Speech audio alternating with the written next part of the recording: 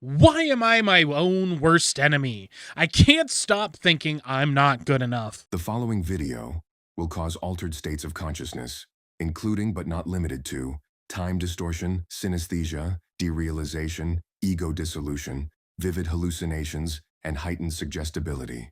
Viewer discretion is advised.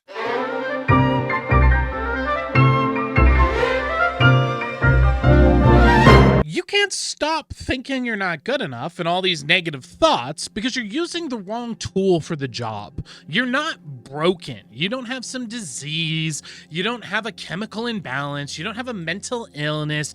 You don't have a negative mindset. You're literally just not using this tool that's inside your head correctly. And there is no amount of thinking you're ever going to do that's going to fix this. You have to use the right tool for the job. And when you do, which you are going to have by the end of this video, the same thing that people charge tens of thousands of dollars for, you will leave with that skill set for the rest of your life. By the end of this video, you are actually going to gain mastery over them and have the ability to transmute them into pure energy that you can use to activate endless motivation. Here's a fun fact. Your negative thoughts are literally killing you. You're dying. You are aging faster. Your hair is turning gray quicker. You are dumber. You are weaker. You are unable to motivate yourself. You have lower energy. It's being sucked out of you because of those negative thoughts, because you're not using them the right way. Feel them. Feel that right now. I want you to realize what kind of trap you're in. Go inside now, deep into your heart, and feel, what does a negative thought feel like? It comes in, you're not enough. You're not good enough. What does that feel like? Where do you feel it in your head? Does it burn? Does it burn hot? You feel that burning hot negative feeling coming into your mind right now. You're not good enough. You can't make it work. Feel that feeling. Really feel it.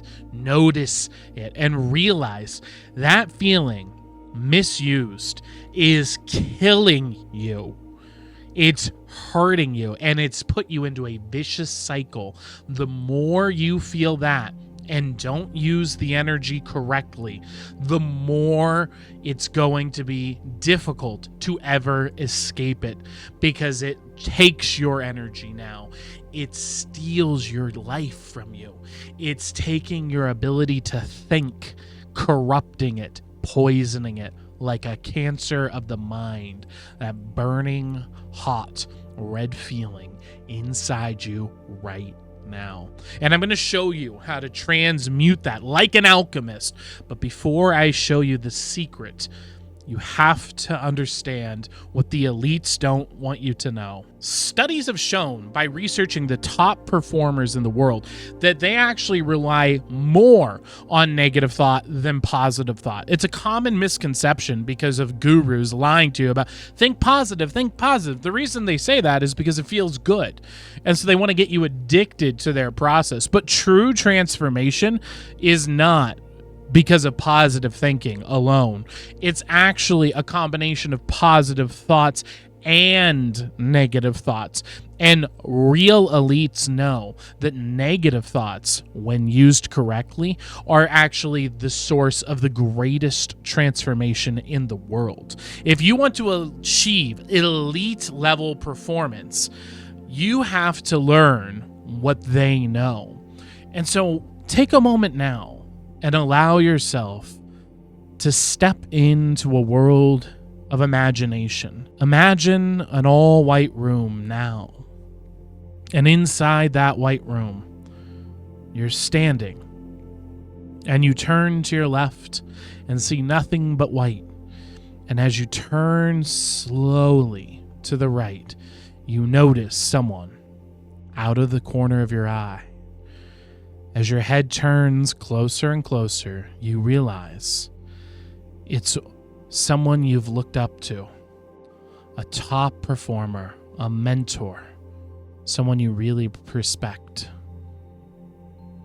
I want you to walk over to them as quickly or as slowly as you need to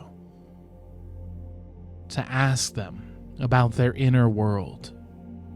Because in this space, you share an inner mind with them now.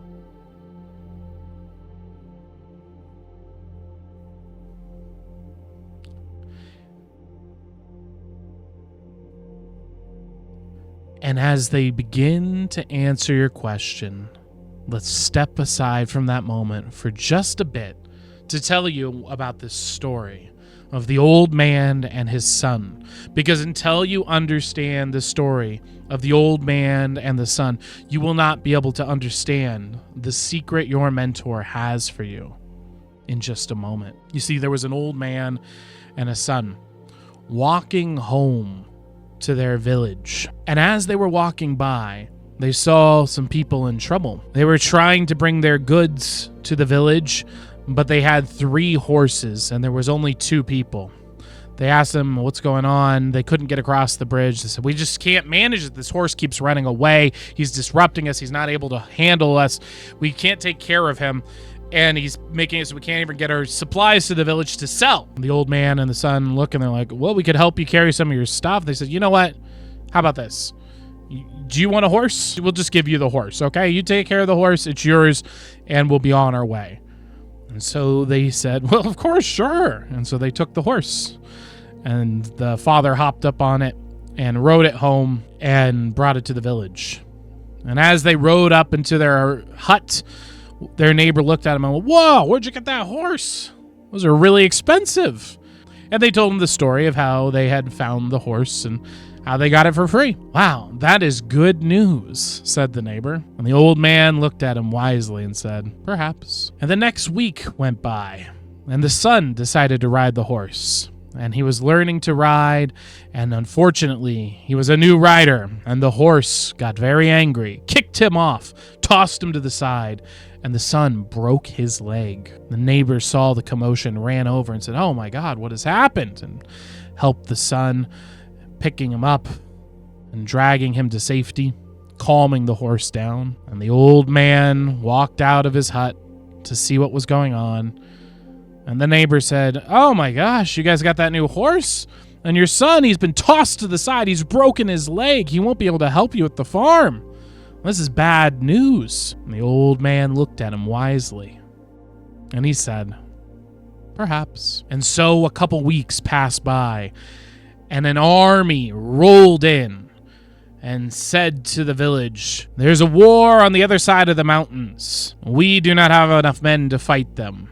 You have all been recruited. We'll be honest with you. This is likely a suicide mission. Our chances of survival are slim to none. But if you able-bodied men do not go with us, your chances of death are certain, for you will be killed on the spot. And so they went hut to hut, telling people of this story, and they looked at the old man, and they said, you are not fit, old man, you can stay. And then they saw the son sitting in the bed with his broken leg, and they said, he's not fit to go to battle either. And so he was left behind. And the neighbor walks over after the commotion is over, says to the old man, oh my gosh, your son has been spared a death sentence. That is such great news. The old man looked at him and guided him over in silence and walked him over to the waterfall nearby, guiding them into the waterfall. They stepped under the water and found an opening behind it, which led to a beautiful forest. And as we go there now, you can step in too and look around this beautiful place with trees, the fresh air you can breathe in now, the sounds of birds, the flowers, the buzzing of bees, and the rushing of water. There's a beautiful log just waiting to be sat upon right next to the river as the beautiful sun rises, lighting up everything like a movie. Go sit on that log now with the old man and his neighbor and look at that beautiful, crisp, cold water flowing by. And as you sit there, you may begin to notice something. A buzzing sound coming by, flying closer, and then right by your ear.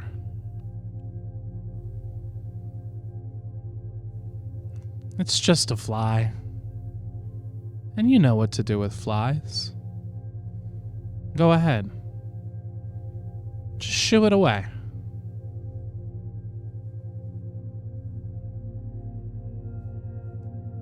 And there it goes. Oh, but on that other ear. You're starting to hear it now, right? There comes another. This one seems a bit more persistent. It's doing circles around your head. Frustrating. Annoying. But it's only a fly. You know what to do. This time, just swat it. There you go. The fly is gone. And look at how beautiful this pond is.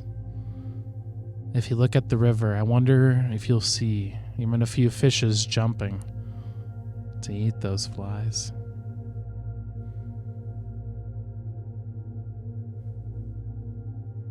Ooh, it looks like that one got away. When here he comes, flying towards you. Like he's on a mission to be annoying. Let's try something a little different. A superpower you may not have known you had. This time, I want you to catch him in your hand safely. See if you can do it. Here it comes. There you go. Hold it tight, right there in your hand. And notice that burning red feeling that it gives off in your hand. It's hot. Burning. Red. Allow yourself to absorb the energy in and turn that energy into fuel. That's right. Notice that feeling changing now. And when you've noticed the energy is transformed into this positive, powerful entity, open it up and see what your fly has become as it flutters away, adding beauty to this already beautiful place.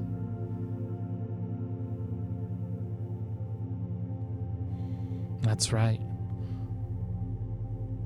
Flies can be transformed too.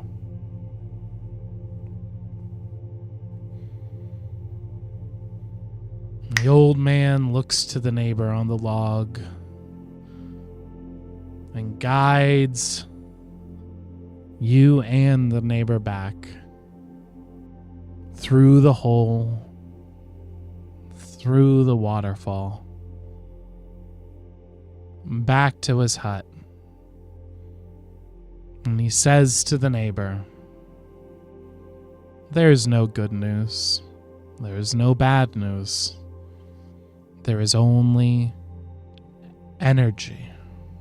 So, as we return to that all-white room again, with your mentor ready to tell you how they are an alchemist and transform that negative thoughts into the most powerful of energy. They look at you and say, rather than tell you, let me show you.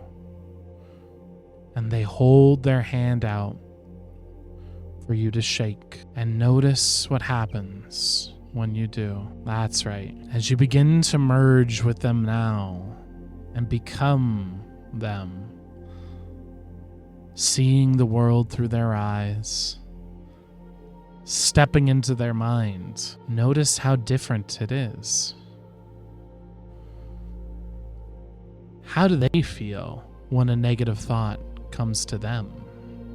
How does that feel? What happens when that burning red, powerful energy flies into their mind? 3 little dots of red, powerful energy floating by now.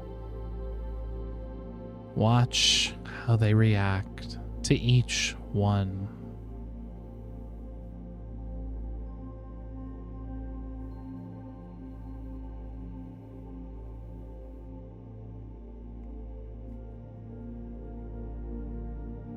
That's right. Now, floating back from then into this moment here and now, I can finally share with you the secret that I told you I would share with you at the very beginning of this all.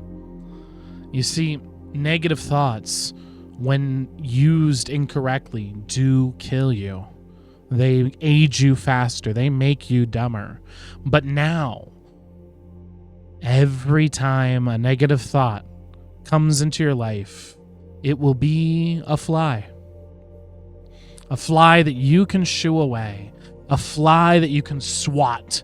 And a fly that you can transform and absorb.